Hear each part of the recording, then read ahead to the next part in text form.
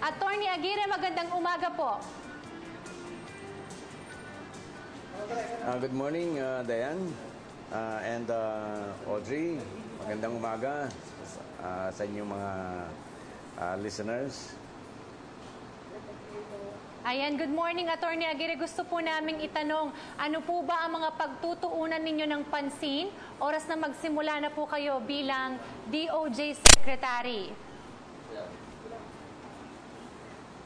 Nung ako'y mahirang ng ating Pangulong Rody Duterte, binigyan niya ako ng marching order. Ang marching order na niya sa akin ay simple lang.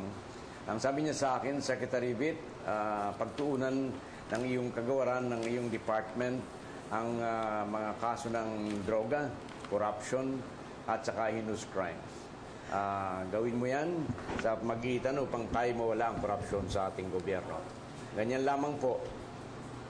Sir Attorney, meron pong mga ibinabatiko sa mga nakalipas na administrasyon, na selective justice. Paano po natin ito maiiwasan sa Duterte administration? Ang sinasabi po sa akin, at yan ay maraming katanungan sa akin, na ano raw ba ang akin gagawin para maiwasan yung selective justice. Ang sagot ko po dyan ay simple. Gawin lamang po natin ang ating batas ay gawing fair at ipatupad natin yan ng walang kinikilingan, walang selective justice. Kung ang sabi po sa akin ni Pangulong Duterte, kung merong ebidensya, imbestigahan ninyo, at kung merong ebidensya para i-file sa kaso sa husgado, ay gawin nyo kagad. Attorney Aguirre, nabanggit nyo kanina na isa sa mga order ng ating President-elect Duterte ay ang sugpuin ng korupsyon.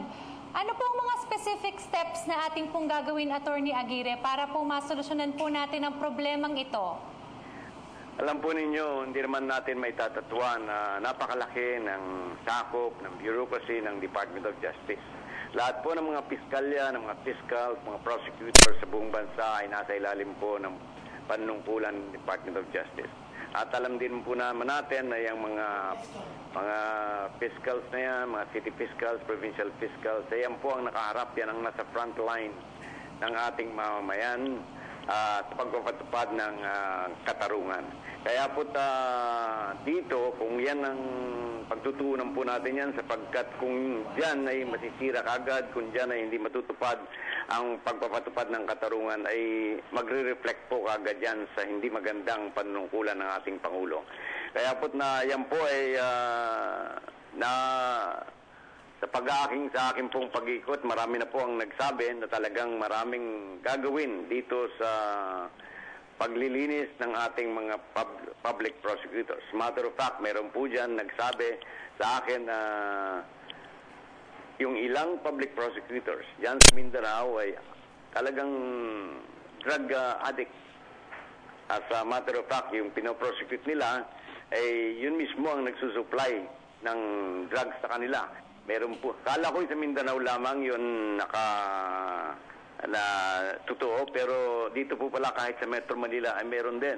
Kapagkat anong isang araw lamang may nag-report sa akin na dalawang fiscal dito sa Metro Manila ay under drugs, nag-take ng drugs, at yung isa po naman ay parang nag-awol na, hindi na pumapasok, pero yung isa nandiyan pa.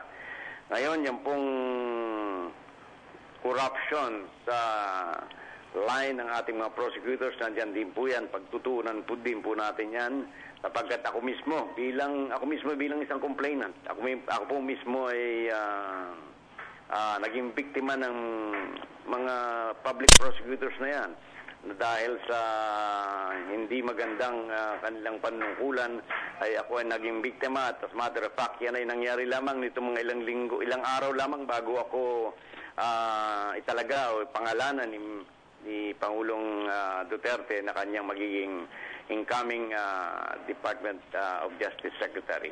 Meron po akong isang kaso rin dyan sa Quezon City na yung kaso ng aking opisina ay parang nagparamdam yung piskal na parang gusto siyang bigyan, na siya ay bigyan ng suhol upang i-dismiss daw yung aming kaso.